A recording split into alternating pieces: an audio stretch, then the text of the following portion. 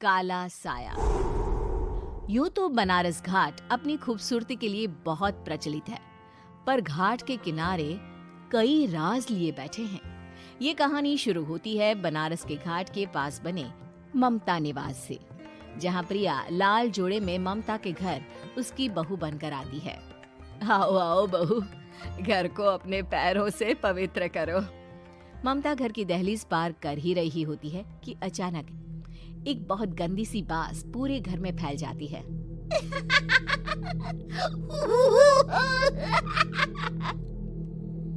ये बदबू और ये आवाजें, ये कौन हंस रहा है माँ? ये पड़ोसी ना हमारे थोड़े अलग से है। कहाँ हम शाकाहारी और ये मांस मच्छी खाने वाले। छोड़, तू ध्यान मत दे और गृह प्रवेश कर। और हाँ बहू, अपनी सास की एक बात हमेशा याद रखना, इन पड़ोसियों से तो कभी बात नहीं करेगी। अच्छे लोग नहीं है ये। अपनी सास की ये बात मानेगी ना बेटा? हाँ माँ, जो आपकी मर्जी, मैं उनसे बात नहीं करूंगी। अगले दिन प्रिया अपनी पहली रसोई बनाने रसोई घर में जाती है। ये छोकी बात तो नाक में जा रही है। एक काम करती हूँ, खिड़की खोल देती हूँ। प्रिया खिड़की खोलने जाती है। इतने जाले, लगता है इस खिड़की को कभी खोला ही नहीं गया। पर ऐसा क्यों? ओह, नॉन वेज की स्मेल आती होगी ना। 2 मिनट के लिए खोल लेती हूँ, फिर बंद कर दूंगी। प्रिया खिड़की खोलती है। खिड़की खोलते ही उसकी नजर सामने वाले घर की खिड़की पर पड़ती है, जहाँ एक लड़की खड़ी होती है। हाथों में मेहंदी, लाल रंग की साड़ी, बिल्कुल सजी धजी, मानो प्रिया की तरह ही वो भी नई नवेली बहू हो। वो प्रिया को देखकर मुस्कुराती है। हे भगवान, माँ ने तो इनसे बात करने को मना किया था। प्रिया फौरन ही खिड़की बंद कर देती है और तवे पर चढ़े रोटी की ओर देखने लगती है, पर वहाँ रोटी न होकर मछली पड़ी होती है। ये क्या? पहली ही रसोई में इतनी बड़ी गलती! हे भगवान, अब मैं क्या करूं? प्रिया बहुत डर जाती है और फौरन रसोई की सफाई करने और फिर सभी के लिए खाना बनाने लग जाती है। जब वो सबको खाना परोसती है, सब तो ठीक है, मैं बेकार में चिंता कर रही थी। हे भगवान, ऐसे ही बस अपनी कृपा बनाए रखना। रात के वक्त जब सब सो रहे होते हैं, तब प्रिया को पायल की आवाज सुनाई देती है, जिससे उसकी आंख खुल जाती है। ये पायल की आवाज कहाँ से आ रही है? प्रिया उठकर उस आवाज के पीछे छत की सीढ़ियों तक जाती है। तभी उसे बच्चे के रोने की आवाज आती है। प्रिया छत पर जाती है तो क्या देखती है? वही लाल साड़ी वाली लड़की अपनी गोद में एक नवजात बच्चे को घुमा घुमा कर सुला रही है। तभी प्रिया की नजर उसके पेट पर पड़ती है। ओह गॉड, ये तो प्रेग्नेंट भी है। सुनिए, बच्चा सो नहीं रहा है क्या? मैं कुछ मदद करूं? नहीं नहीं, आपके घर वालों को अच्छा नहीं लगेगा, मैं संभाल लूंगी। स्नेहा की गोद से बच्चा हाथ मारकर प्रिया की गोद में आने को छटपटाने लगता है। दोनों घर अगल बगल में बने होने के कारण प्रिया उस बच्चे को गोद में ले लेती है। प्रिया के पास आते ही वो सो जाता है। बच्चे का वो स्पर्श रात भर प्रिया भूल नहीं पाती और अगली सुबह वो छत पर कपड़े सुखा रही होती है।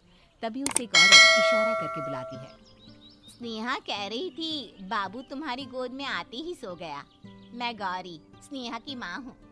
बहू, घर आना, बाबू को खिला भी लेना। शाम को जब घर पर कोई नहीं रहता, बच्चे से मिलने के लिए प्रिया छिपकर अपनी पड़ोसन के घर चली जाती है और कुछ देर बच्चे को खिलाकर वापस लौट आती है। इसके कुछ दिन बाद ही प्रिया को पता चलता है कि वो माँ बनने वाली है।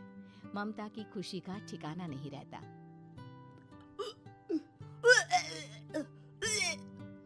माँ जी, पता नहीं क्यों उल्टी आ रही है। प्रिया भागती हुई वॉशरूम में जाती है तो हरे और लाल रंग की उल्टी करती है। उस उल्टी में से कीड़े निकलते हैं। ये क्या? खून और ये कीड़े! माँ! माँ! प्रिया की आवाज सुनकर ममता दौड़ कर आती है, पर बेसिन में कुछ नहीं होता। प्रिया हक्की बक्की रह जाती है। ये सब क्या हो रहा है? प्रिया घबरा जाती है और अपने कमरे में जाकर सो जाती है। डर के कारण वो इतनी थक जाती है कि उसकी आंख लग जाती है। तब उसे ऐसा लगता है उसके पेट पर मानो कोई बैठा हुआ हो। कौन हो? प्रिया के पेट पर एक 5 महीने की बच्ची बैठी हुई थी, जो बुरी तरह जली हुई थी। माँ, तुम ही मुझे लाई ना अपने पेट में। मैं तुम्हारी माँ नहीं हूँ। कौन हो तुम? माँ, देखो मैं जल गई बुरी तरह से। 6 महीने पेट में रहने को भी मुझे नहीं मिला। सहला दो ना माँ। बचाओ, बचाओ, माँ। ममता दौड़कर कमरे में आती है। प्रिया की बातें सुनकर वो सब समझ जाती है। तू कहीं बगल वाले घर में तो नहीं जाकर आई ना बहू? मुझे माफ कर दो, मैं गई थी माँ। उस घर में सब मरे हुए हैं बहू। कई साल पहले स्नेहा उस घर में बहू बनकर आई थी। कुछ ही दिन में वो एक बच्चे को जन्म देने वाली थी। पूरा घर बच्चे के आने की खुशी में खोया था कि एक दिन अचानक उस घर में आग लग गई।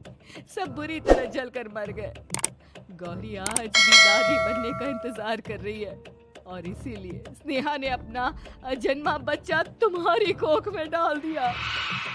ममता ये कह रही होती है कि पीछे से उसके पैरों को एक बच्चा पकड़ लेता है। दादी, दादी। माँ, स्नेहा की गोद में यही बच्चा था। ये बच्चा कौन है फिर? तेरी मौत है। तेरी भी दादी। जिस चीज का ममता को डर था वही हो गया। ममता निवास के ऊपर मौत ने चादर बिछा दी थी। प्रिया का पेट ऐसे बढ़ जाता है मानो 9 महीने का हो। 2 हाथ उसके पेट से बाहर निकलते हैं। बहू, संतोष को फोन कर, किसी पंडित जी को बुला बहू। प्रिया का पति भागता हुआ घर आता है। ये तो होना ही था माँ। तेरा पाप तेरे सामने आ गया तो तू सह नहीं पा रही है। स्नेहा घर में आग लगी नहीं थी, माँ ने लगाई थी, प्रॉपर्टी की लालच में। और वो बच्चा मेरी पहली पत्नी का बच्चा है, मेरा बेटा, जो कि उस आग की चपेट का शिकार हो गया था। मैंने तुमसे ये सब माँ के कहने पर छुपाया था। मुझे माफ कर दो प्रिया। तुम अगर चाहो तो यहाँ से जा सकती हो। मैं तुम्हें किसी भी बंधन में रखना नहीं चाहता। मेरी शादी हुई है आपसे, मैं आपको छोड़ नहीं सकती, पर उससे पहले हमें स्नेहा, उसकी माँ और बच्चे की आत्मा की शांति करवानी होगी। संतोष और ममता गौरी के घर जाते हैं। अंदर सब कुछ जला हुआ होता है। जमीन पर जली हुई लाशें बिखरी हुई थी। ममता रो रो कर अपने करने की माफी गौरी से मांगती है। प्रिया स्नेहा के घर वालों का अंतिम संस्कार करवा देती है और ममता निवास फिर से आत्माओं के साए से मुक्त हो जाता है। देखने के लिए धन्यवाद। इसी तरह की नए नए कहानियों को देखने के लिए हमारे चैनल को लाइक और सब्सक्राइब करना न भूलें। आप हमें कमेंट सेक्शन में बता सकते हैं कि आप किस तरह की कहानियां पसंद करते हैं, ताकि हम रोज आपके लिए नई कहानियां ला सकें।